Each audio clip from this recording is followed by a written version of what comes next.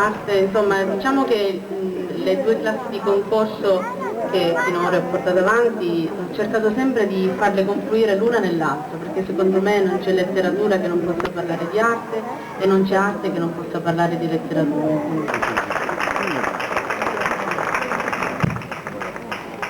Ritira il premio la persona che più lo rappresenta, la figlia, dottoressa Antonella Anastasi.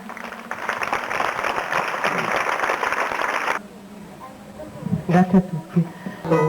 Mi dica il nome per favore. Nadia Macri.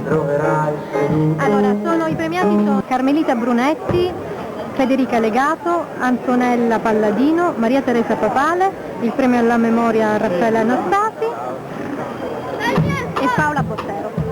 E la presentatrice chi è? Nadia Macri con Pasqualino Panduro. Grazie.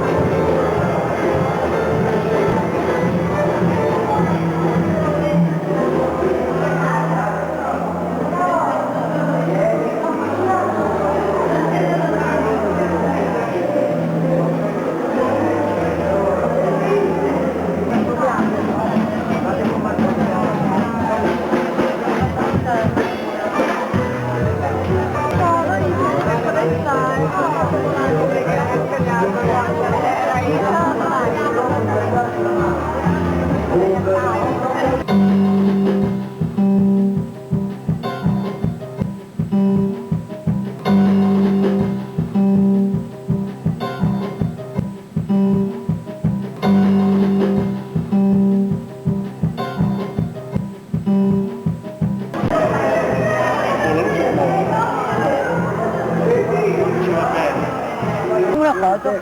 No, è un video. No, di nuovo, per favore, no. Per favore. No, Quello dell'anno scorso è per l'anno scorso 3 cose. no, dovrò fare il Non l'ha tagliato l'altra volta. No, l'ho Andiamo tagliato. davanti alla foto. Andiamo foto Ecco, questo.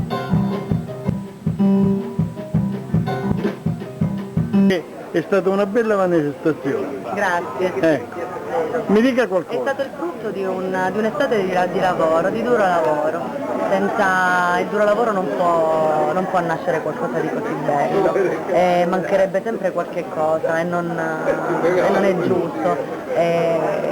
Abbiamo lavorato anche tanto per fare il progetto Tira i giorni del Papa, che non è concluso, continuerà con altre bandiere che dobbiamo considerare, quali la bandiera cinese e anche una multinazionale, speriamo. Perché i giorni del Papa? Perché stiamo attraversando un periodo molto particolare, dove non c'entra tanto la Chiesa, perché No. la Chiesa con la libertà mentale che c'è oggi è passata anzi in secondo piano rispetto a prima. Questo è questo cappello oggi non c'è più, il Papa non lo porta più, si portava una volta proprio come simbolo di grandissimo potere. Per questo abbiamo scelto questo modello, ecco, chiamiamolo così. I giorni del Papa perché sono i giorni del potere, della corruzione, Sì, come dove simbolo. come per dire che tutti sono molto molto forti, ecco, e c'è una lotta continua tra le parti. In questo caso abbiamo preso in considerazione l'America, ma c'è l'Europa in mezzo, ma ci sarà anche la Cina. Certo. E ora vediamo di approfondire un po' meglio. Comunque le opere sono molto belle. Grazie. Ma belle veramente, io le ho riprese una per una e le metterò tutte sul sito, proprio Grazie. facendo una... ecco. Grazie, Grazie a lei di nuovo. signorina Concetta Policari. Sì, grazie.